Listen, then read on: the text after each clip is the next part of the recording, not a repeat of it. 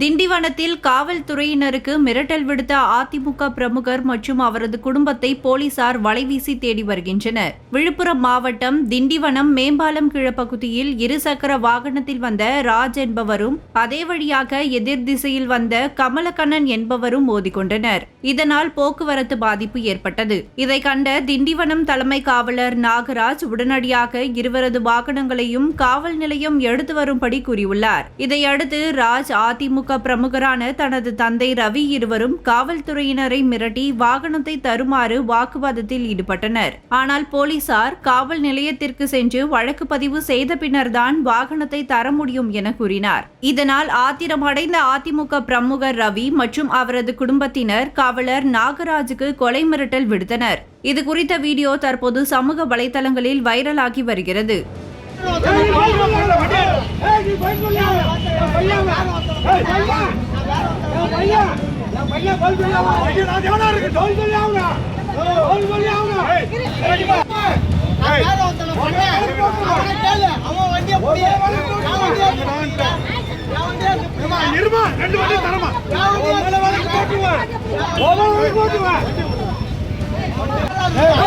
Hey!